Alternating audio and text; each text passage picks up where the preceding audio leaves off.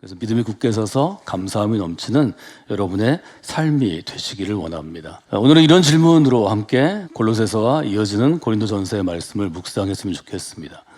우리 한 사람 한 사람이 이제 그리스도인이 되었다면, 예수 그리스도를 주로 받아들였다면, 과연 그리스도인 된 우리가 처음에는 갓난아이와 같다면 어린 아이가 되고 청소년이 되고 청년이 되고 또 장년이로 이렇게 자꾸 자라나는 것처럼 어느 정도 진짜 그리스도인으로 우리가 세움을 받는 데에는 과연 얼마만큼의 시간이 필요할까, 몇 년이 필요할까 하는 생각들을 여러분 나름대로 한번 하시고, 또 주변의 사람들, 여러분이 잘 아시는 분들이 신앙생활을 하실 때 언제 진짜 그리스도인으로 조금 더 성숙해지는 그러한 단계들을 체험하게 되었는지, 경험하게 되었는지를 한번 돌아보시면 좋을 것 같습니다. 아마 사람에 따라 달라질 것이고 또 처한 환경에 따라서 대답은 달라질 수밖에 없죠. 그런데 한 사람이 온전한 그리스도의 제자로 이렇게 변화되는 데는 좀 시간이 필요한 것을 우리 모두가 알고 있습니다. 그래서 온전한 그리스도로 변화되는 것을 골로새서는 지금 첫째, 예수 그리스도 안에 거해야 합니다. 두 번째, 예수 그리스도 안에서 뿌리를 박으며 세움을 받아야 합니다. 또 세 번째, 믿음이 굳게 서서 감사함이 넘치는 삶을 살아야 합니다. 이렇게 세 단계로 우리가 함께 나누어서 보았습니다. 기도에 대해서 우리가 훈련하거나 또 제자훈련이나 또 영성훈련 과정에서 여러분들에게 제가 추천하고 또 읽고 또 과제를 해야 되는 책 중에 기도의 능력이라는 책이 있는데요. 19세기 그리스도인인 이엔 바운스라는 분이 쓴 기도에 대한 본인의 생각들 또 본인의 경험들을 나누는 그런 책입니다. 이분은 이제 기도의 사람으로 잘 알려져 있는 그런 분인데, 이분이 책에서 한 사람의 설교자에 대해서 얘기합니다. 어떻게 글을 썼냐면, 한 사람의 설교자가 만들어지는 데는 20년이 필요하다 이렇게 썼습니다. 아마 19세기는 훨씬 평균 수명이 우리보다 적고 또 일찍 철들어서 어른이 됐을 테니까 지금으로 하면 한 30년쯤 필요하다, 뭐 이렇게 봐야 할 것 같습니다. 한 사람이 목회자로 헌신하고 또 신학의 훈련 과정을 거치고, 뭐 지금처럼 신학대학교 또 대학원 과정을 거치고 교회 안에서 목회자로 또 사역자로 또 설교자로 살아갈 때 한 사람의 설교가 교회를 유익하게 하고 또 자신에게도 유익하고 다른 사람이 들을 때에도 설득력이 있고 또 목소리가 분명하고 특색이 있고 또 마음이 움직이는 열매를 갖도록 한 사람의 설교자가 세워지는 데는 참 오랜 시간이 필요합니다. 그래서 이엔 바운즈도 적어도 20년 혹은 30년의 시간이 필요하다고 이야기하는 것을 보게 됩니다. 마찬가지로 한 사람의 그리스도인이 좀 더 유능한 그리스도인이 되고 다른 사람에게 좋은 영향력을 끼치고 또 좋은 유익한 그러한 그리스도인이 되는데도 저는 수십 년이 필요하다 이렇게 생각을 합니다. 사도 바울이 고린도 교회에 쓴 편지는 사실은 바울이 굉장히 격앙돼서 감정적으로 섭섭하고 또 실망도 많이 되고 또 이 정도밖에 신앙생활을 못하나 이런 생각이 있기 때문에 격앙된 상태에서 쓴 글입니다. 사도 바울이 제일 마음 아파했던 것은 고린도 교회가 바울이 떠나고 또 바울이 아볼로라는 후임 목회자를 세워서 이 교회가 자꾸 부흥하고 또 고린도라는 도시 자체가 대도시이고 또 많은 사람들이 있었는데 좋지 않은 이야기들을 계속 듣게 될 때였습니다. 그래서 바울은 고린도서 저희가 3장을 읽었는데 그 중에 한 문제에 대해서 이렇게 얘기합니다. 아볼로는 무엇이며 바울은 무엇인가? 그들은 주님이 주신 대로 여러분을 믿게 도운 사역자들이다 이렇게 얘기합니다. 뭐 1장에서 여러분이 10절 이하에서 보시는 것처럼 분쟁이 있었습니다. 그런데 이 고린도 교회의 분쟁은 무엇 때문에 생겼는가 하면 서로가 좀 따르는 좋아하는 리더들을 구분하면서부터 생겼습니다. 어떤 사람은 바울을 좋아했고 바울은 설립자죠. 또 어떤 사람은 아볼로를 좋아했고 아볼로는 유능한 설교자였고 교사였습니다. 뭐 그것도 저것도 싫은 사람은 예루살렘에 가까운 즉 유대인 출신들의 그리스도인들은 게바, 베드로를 좋아했고 아마 이 셋에 다 어울리기 싫은 사람은 나는 그리스도파야 뭐 이렇게 얘기했던 것 같습니다. 말하자면 파벌이 생겼습니다. 파벌이 생긴 문제에 대해서 바울은 목회자로서 어떤 지침을 좀 줘야 되는데 해결할 수 있는 일을 줘야 되는데 바울은 이렇게 풀어갑니다. 6절에 보면 나는 심었고 아볼로는 물을 주었고 오직 하나님께서 자라나게 하셨습니다. 바울은 바울과 아볼로가 한 일을 구분해서 얘기합니다. 바울은 심은 사람이고, 즉 처음 복음을 전하고 또 세례를 주고 또 처음으로 회심한 예수 그리스도를 주로 받아들이는 사람들과 더불어 교회를 세운 설립자이죠. 아볼로는 그 뒤를 이어서 바톤을 받아서 목회를 했기 때문에 아볼로는 물을 주었다고 표현합니다. 씨앗을 심는 것, 혹은 작은 묘목을 심는 것을 기억하시고, 씨앗이 자라나서 싹이 터지고 줄기가 자라나고 좀 큰 나무가 되는 것을 생각해 보시면 이 둘의 차이가 있죠. 심은 사람이 있고 물을 주고 돌보고 가꾼 사람이 있고, 그러나 누가 심든 누가 물을 주었든 근본적으로 이 나무가 자라게 하는 것, 성장과 성숙은 하나님께서 하셨다고 고백합니다. 모든 식물을 재배하는 과정에는 이런 과정이 필요하죠. 누군가는 씨앗을 심어야 되고, 누군가는 물을 주고 기물 메고 돌보아주고 가꾸어야 식물이 자라나는 거죠. 그러나 햇빛과 물과 양분의 일종의 자연의 생명의 힘을 주시는 분은 하나님이라고 고백합니다. 본문을 분석해 보면 많은 학자들이 동의하는 것은, 주어는 나와 아볼로 하나님 세 주어가 있고 각각의 서술어가 있습니다. 심었고 물을 주었고 자라나게 하였다. 여기서 중요한 것은 서술어, 즉 동사의 시제입니다. 심었고는 과거형입니다. 부정과거형이라고 헬라어에서 부르는데요. 과거에 심은 것입니다. 이미 끝났습니다. 물을 주었고, 이것도 과거입니다. 그래서 바울이 한 일도 심은 일도 끝났고 물을 준 일도 끝났습니다. 자라나게 하셨다는 미완료형이라고 헬라어에서 얘기하는데요. 미완료형은 뭘 얘기하냐면 아직 끝나지 않은 것입니다. 그래서 미완료형이 갖고 있는 특징은 계속된다는 것입니다. 계속성입니다. 또 하나는 반복해서 이루어지는 것입니다. 계속되고 반복되는 것, 이것이 하나님께서 하시는 일이다, 이렇게 표현하고 있죠. 고린도 교회 상황은 제가 계속해서 설명해 드리는 것처럼 서로 좀 분열되어 있습니다. 이 분열된 것들은 결국 서로 다른 계파를 만들었습니다. 바울파, 아볼로파, 게바파, 그리스도파. 그래서 고린도전서 1장에 보면 얘기합니다. 내 형제들아, 너희 가운데 분쟁이 있다는 것을 내가 들어서 글로의 집 편에 들어서 알고 있다. 나는 바울에게, 나는 아볼로에게, 나는 게바에게, 나는 그리스도에게 속한 자라 하는 것이니. 바울은 여기에 대해서 아주 크게 교인들을 꾸짖고 또 경계합니다. 바울의 이름으로 세례를 받은 게 아니고 그리스도의 이름으로 받았고, 또 너희를 위하여 십자가에 못 박히신 지가 그리스도이기 때문에 우리는 그리스도 외에는 다른 어떤 파벌도 만들 수 없다, 이렇게 얘기합니다. 그리고 나서 바울을 따르는 사람들에게, 아볼로를 따르는 사람들에게, 게바를 따르는 사람들에게 식물의 성장에 비유해서 얘기합니다. 심은 사람이 있고 물을 주는 사람이 있고 돌보는 사람이 있고 가꾸는 사람이 있는데, 모든 것의 근원에는 자라게 하시는 하나님이 계신 것이다. 바울과 아볼로는 8절에 있는 것처럼 심는 이와 물 주는 이는 한 가지이나 각각 자기가 일한 대로 자기의 상을 받으리라. 그러니까 바울은 스스로 자기가 행했던 사도로서의 목회와 또 사역들을 얘기하면서 나는 하나님에게 역할을 받은 일꾼에 불과하다, 분명히 얘기합니다. 아볼로도 마찬가지고 게바도 마찬가지다. 하나님이라는 주인이 밭을 맡기고 혹은 집을 맡겨서 관리하게 하시고 일하게 하셨기 때문에 일꾼은 각각 자기 일한 대로 주인에게 상을 받으면 된다 하는 것을 우리가 보게 됩니다. 일꾼을 추종하는 것은 교인들이 할 일이 아니다, 분명히 얘기합니다. 이런 일들이 요즘도 일어나죠. 현대교회도 일어나고 또 앞으로도 일어날 것입니다. 신앙생활할 때 제일 중요한 것은 왜 신앙생활을 하는가에 대한 분명한 이유와 목적을 스스로 정의할 수 있어야 합니다. 또 내가 무엇을 향해서 신앙생활을 하는가, 이 결승점이 아주 중요합니다. 그렇지 않으면 고린도의 교인들처럼 흔들릴 수밖에 없기 때문입니다. 즉 바울이나 아볼로는 하나님께서 교회에 세워주신 영적인 안내자라고 볼 수 있습니다.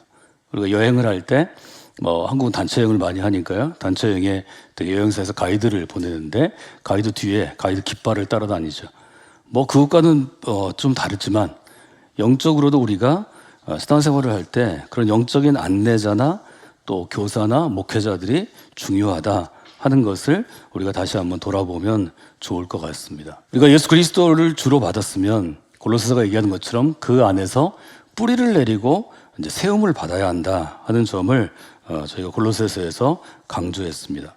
뿌리를 내는 것은 식물을 비유한 것이고 세움을 받는다 하는 것은 기초 위에 기둥을 세우고 또 지붕을 얹고 벽을 쌓는 일종의 집 짓는 것을 의미합니다.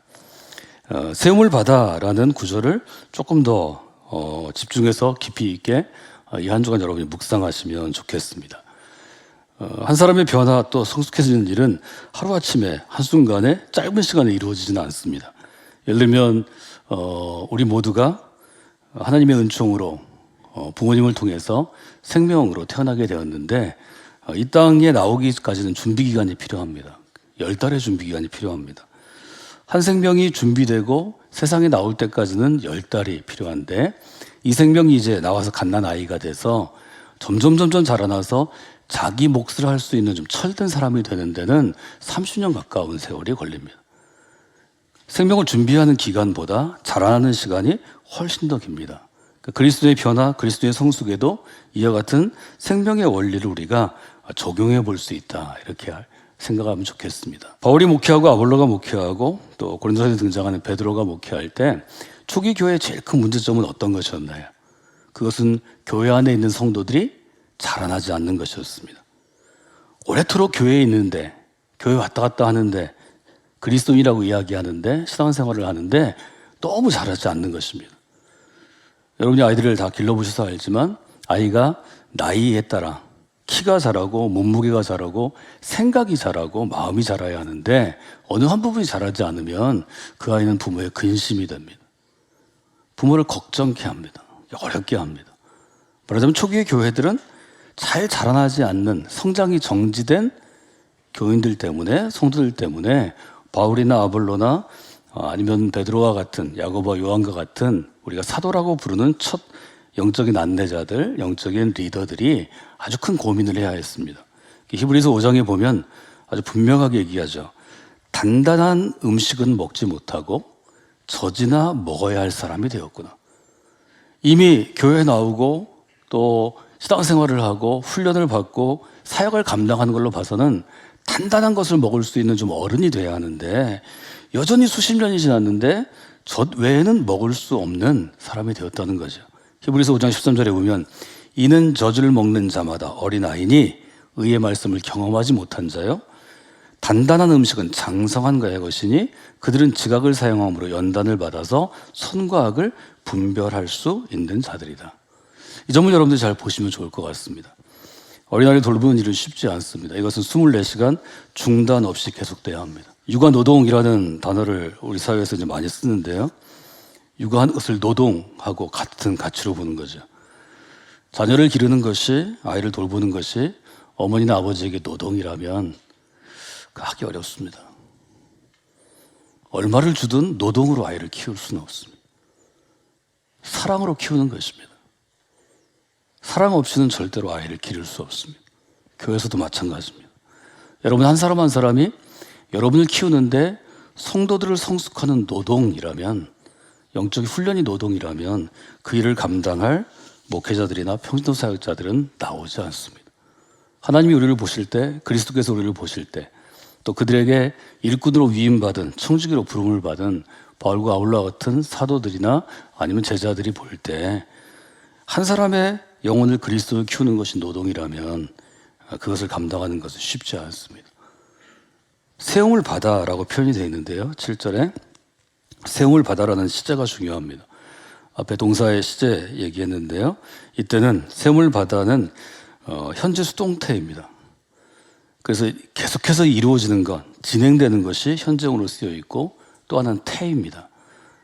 한국 동사에는 태를 구분하지 않기 때문에 우리가 영어를 배우든 아니면 유사한 유럽의 여러 가지 언어들을 배울 때 고생을 많이 합니다. 우리는 수동태를 잘 쓰지 않기 때문입니다. 그런데 영어나 서구권의 언어들은 모두 수동태를 잘 씁니다.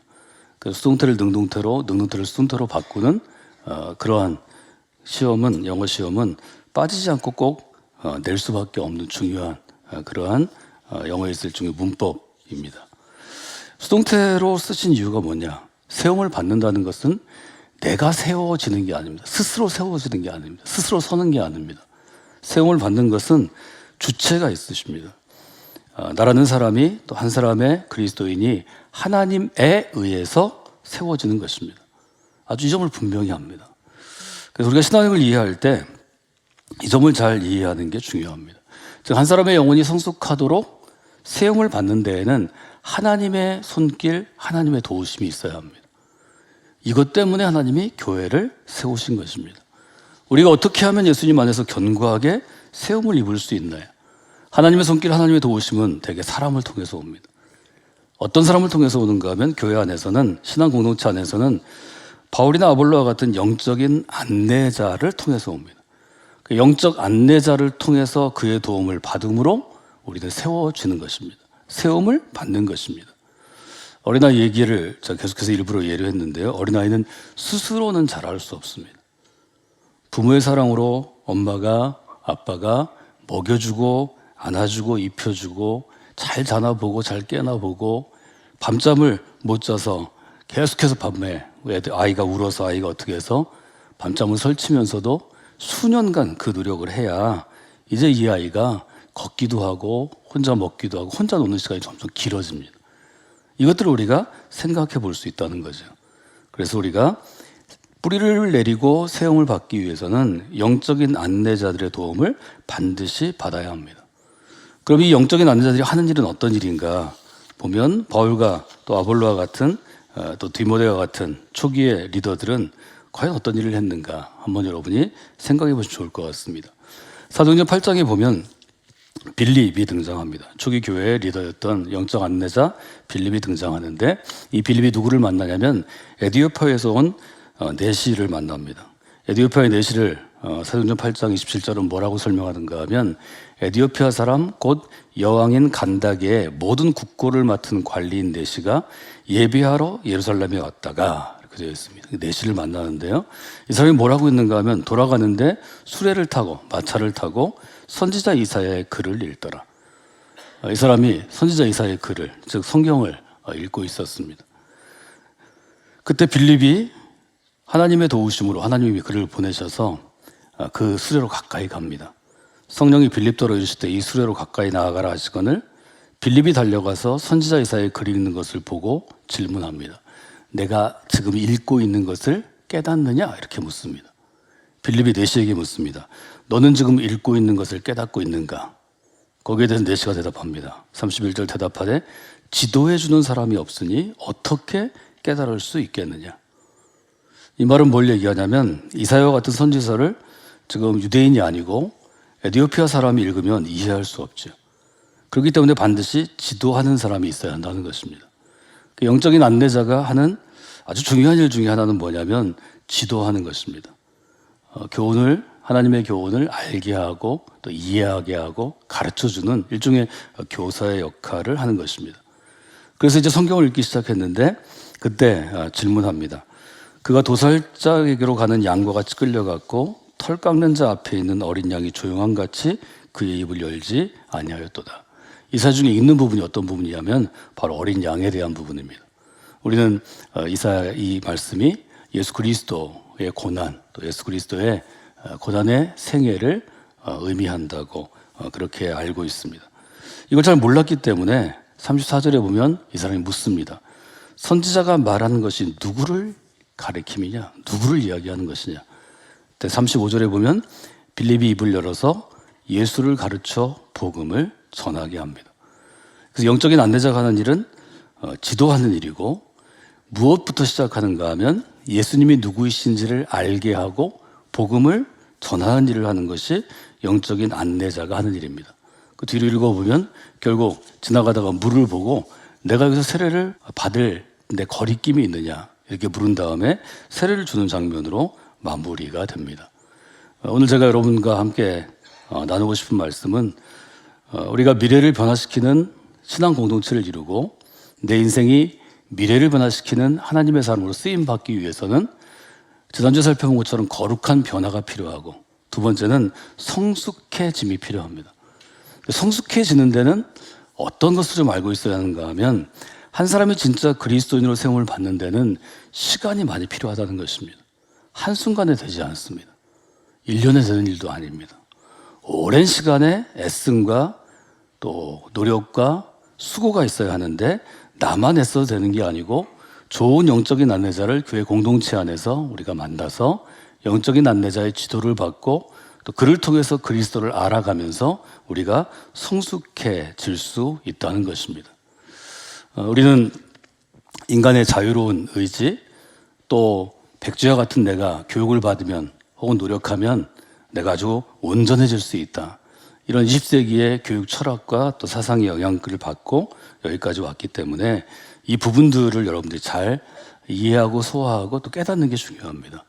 그렇지 않으면 우리가 오랫동안 정말 많은 시간들을 교회 안에서 보내고 그리스도를 살아가지만 반드시 우리가 하나님의 부르심을 받기 전에 이 땅에서의 삶이 끝나기 전에 죽기 전에 좀 우리가 맛봐야 할 어떤 영적인 좋은 하나님께서 준비하신 상도 있고 열매도 있고 또 우리가 해야 할 일도 있을 것입니다. 그 부분에 도달하지 못하면 조금 억울할 것 같습니다. 좀 마음도 아쉬울 것 같습니다. 그래서 여러분들이 변화와 성숙을 위해서 특별히 쉬지 않고 멈춤 없는 성숙을 위해서 좀 생각하고 애쓰는 그런 한 주를 좀 지내시고 또 이 강림절의 한 달을 보내시면 좋겠습니다. 세 가지 말씀드렸는데요. 우리가 성숙하기 위해서는 영적인 안내자를 만나야 하고 그 도움을 받아야 합니다.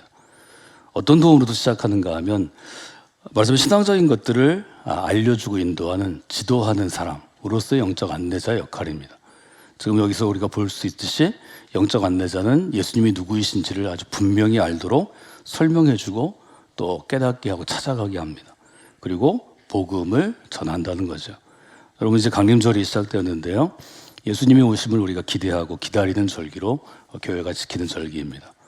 이때 우리가 내 인생 가운데 왜 예수 그리스도가 필요하신가를 다시 한번 잘 돌아보시고 이해하고 정리하는 게 중요합니다.